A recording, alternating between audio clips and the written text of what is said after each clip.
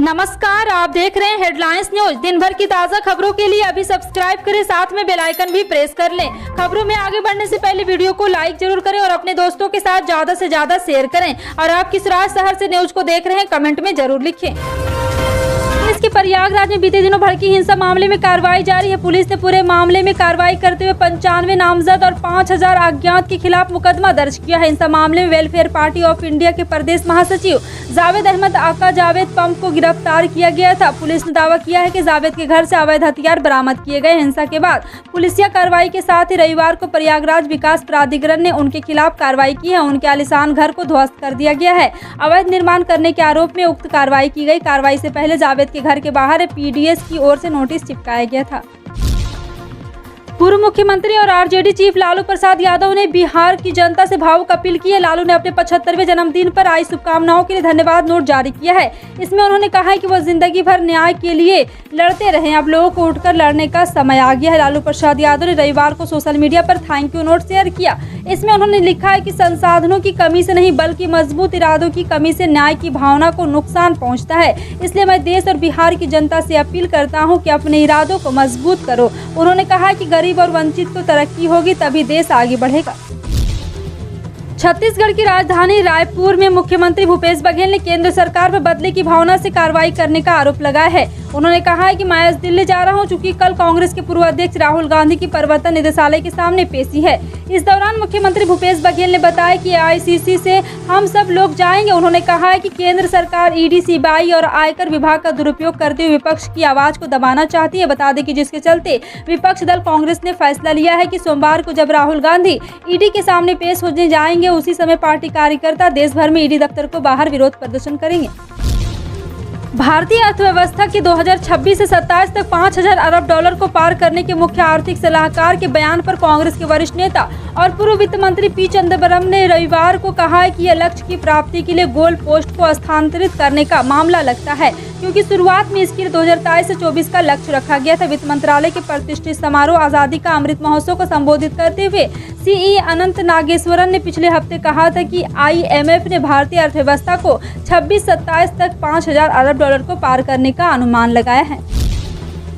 महाराष्ट्र में पिछले 24 घंटे में कोरोना के 2946 नए मामले सामने आए, वहीं 2 मरीजों की मौत हुई है। महाराष्ट्र में कोरोना के मामले रफ्तार पकड़ रहे हैं। शनिवार के मुकाबले संक्रमण के नए मामलों में तेजी दिखी गई। शनिवार को कोरोना के 2701 केस सामने आए थे, जो कि बढ़कर 2946 हो गए हैं। रविवार को 200 से ज्यादा केस शनिवार के मुकाबले दर्ज किए गए हैं। राहत भरी बात यह है कि पिछले 24 घंटे में 1432 मरीज संक्रमण से ठीक हुए हैं। राज्य में कोरोना के एक्टिव मामले 16370 हैं।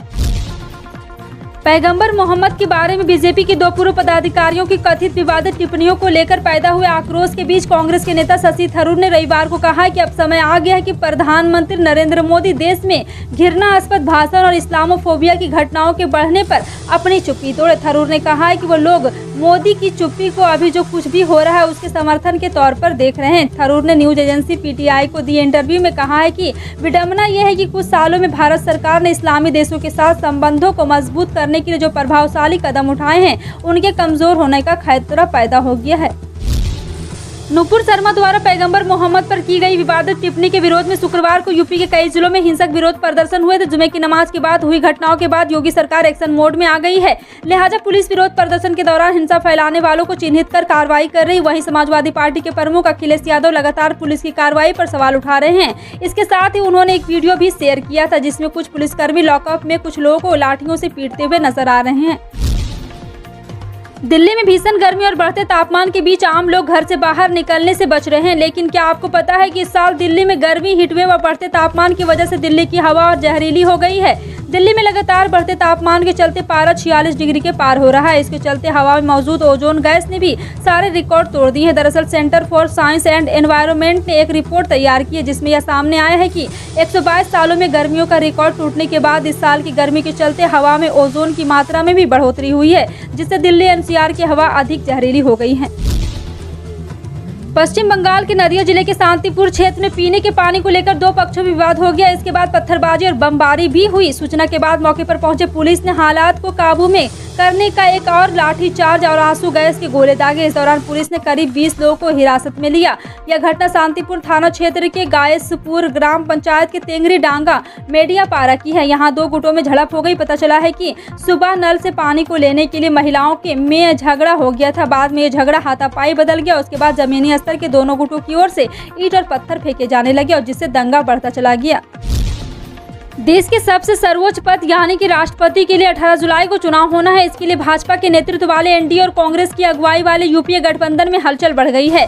हालांकि इस बीच तीसरा मोर्चा भी तैयार होता दिख रहा है, जिसकी अगुवाई पश्चिम बंगाल की मुख्यमंत्री ममता बनर्जी कर रही है।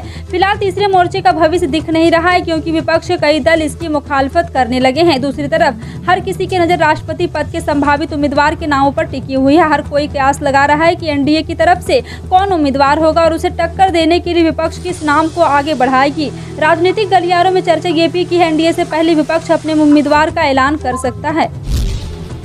यूपी विधानसभा चुनाव 2022 में भाजपा ने सुरक्षा को बड़ा मुद्दा बनाया था। पीएम नरेंद्र मोदी ने यहां पर एक बार फिर से गृह मंत्री अमित शाह सहित पार्टी के वरिष्ठ नेताओं ने दावा किया था कि योगी आदित्यनाथ सरकार 1.0 में अपराधियों पर हुई कठोर कार्रवाई के कारण प्रदेश में अपराध समाप्त हो गया है। इससे प्रदेश में निवेश बढ़ा है और रोजगार के अवसर में वृद्धि हुई है। चुनाव के पहले और बाद में हुए सर्वेक्षण में भी यह बात सही प्रमाणित हुई कि जनता ने सुरक्षा के मुद्दे पर भाजपा को वोट दिया था। योगी आदित्यनाथ सरकार 2.0 में सुरक्षा का यह दावा कमजोर होता हुआ दिखाई पड़ रहा है। नुपुर शर्मा की पैगंबर पर टिप्पणी के बाद जिस तरह यूपी के कानपुर, प्रयागराज, सहारनपुर सहित अनेक शहरों में दंगे हुए, उसे योगी आदित्यनाथ की कठोर प्रशासक की छवि के सामने नई चुनौती खड़ी हुई है।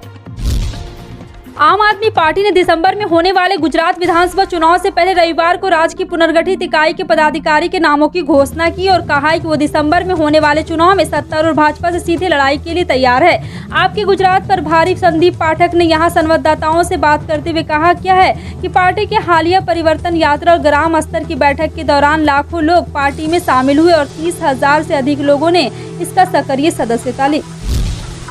पैगंबर मोहम्मद साहा पर बीजेपी के निलंबित प्रवक्ता नुपुर शर्मा के बयान को लेकर बंगाल में कोहराम जारी है। हावड़ा में हिंसा थमने का नाम नहीं ले रहा है। शनिवार को मुर्शिदाबाद के कुछ हिस्सों में बावला हुआ और यहां पुलिस और प्रदर्शनकारियों के बीच टकराव हुआ। सड़कों पर नारेबाजी और तोड़फोड़ भी की गई। पुलिस ने भी कोई कसर नहीं छोड़ी, आंसू गैस और गोले दागे, जिसके बाद स्थिति और खराब हो गई। बंगाल में खराब कानून व्यवस्था के सवालों के बीच मुख्यमंत्री ममता बनर्जी मिशन दिल्ली को लेकर अधिक सक्रिय है। उन्होंने 15 जून को राष्ट्रपति चुनाव को लेकर विपक्ष की बैठक बुलाई है। पश्चिम बंगाल के हावड़ा में हिंसा के बाद शनिवार को मुर्शिदाबाद में काफी बवाल मचा। कर्नाटक में पिछले कुछ समय से हिजाब विवाद चल रहा है। मामले में ड्रेस कोड का उल्लंघन करने पर नोटिस जारी किया गया था, जिसके बाद मंगलुरु की यूनिवर्सिटी में एक मुस्लिम छात्रा बिना हिजाब पहने कक्षा में शामिल हुई। कॉलेज प्रधानाचार्य अनुसुईया राय ने कहा है कि हिजाब के खिलाफ आदेश का उल्लंघन करने के लिए 3 छात्राओं को कारण बताओ नोटिस जारी किया गया था। उन्होंने कहा है कि 2 लड़कियों ने स्पष्टीकरण दिया था, जबकि तीसरी छात्रा ने अभी तक नोटिस का जवाब नहीं दिया है। प्रधानाचार्य ने बताया कि नोटिस का जवाब देने वाली एक छात्रा शनिवार को कक्षा में शामिल हुई। बीजेपी से बर्खास्त नेता नवीन कुमार जिंदल और उसके परिवार को जान से मारने की धमकी मिलने के बाद वो परिवार समेत दिल्ली छोड़कर चले गए हैं। पैगंबर मोहम्मद के खिलाफ उनकी टिप्पणी पर विवाद शुरू होने के बाद जिंदल को बीजेपी से बर्खास्त कर दिया गया था। यह टिप्पणी निलंबित पार्टी बीजेपी प्रवक्ता नुपुर शर्मा के बयान के समर्थन में भी पैगंबर के खिलाफ थी। और आपको बता दें कि एक ट्वीट करके नवीन जिंदल ने कहा कि मेरा सभी से पुनः विनम्र निवेदन है कि मेरी और मेरे परिवार के सदस्यों की किसी भी प्रकार की जानकारी किसी से भी साझा न करें। मेरे निवेदन करने पर भी कई लोगों मेरे निवास का पता सोशल मीडिया पर पोस्ट कर रहे हैं, क्योंकि इस्लामिक कट्टरपंथियों से मेरे परिवार की जान को खतरा है। पश्चिम बंगाल के मुर्शिदाबाद और हावड़ा में हिंसा भड़काने के बाद आसपास के इलाके में धारा 144 लगा दी गई। इस बीच बंगाल विधानसभा में नेता प्रतिपक्ष शुभेंदु अधिकारी हावड़ा जिला का दौरा करने वाले थे, लेकिन पुलिस ने उन्हें पूर्व मेदिनीपुर जिले के तामलुक में रोका और दावा किया है कि वह हिंसा प्रभावित हावड़ा की ओर जा रहे थे। अधिकारी आज वहां जाने वाले थे, जहां नुपुर शर्मा की विवादित टिप्पणी पर पिछले 3 दिनों से प्रदर्शन किया जा रहा है। हालांकि उनके इस दौरे से पहले ही पूर्व मेदिनीपुर की कोंटाई पुलिस ने पत्र लिखकर उनको हिंसा वाले जिला के दौरा रद्द करने की सलाह दी थी। पुलिस द्वारा भेजे गए पत्र में कहा गया था कि इन इलाकों में धारा 144 लगा दी है, जिसके कारण वो यहाँ का दौरा ना कर सकते हैं। आपका इन सभी खबरों पर क्या कहना है कमेंट सेक्शन में टाइप करके जरूर बताएं। इसी तरह की पल पल की अपडेट जानने के लिए जुड़े रहें आप अपने हेडलाइंस न्यूज के साथ। मिलते हैं अगली बड़ी खबर में, तब तक के लिए जय हिंद।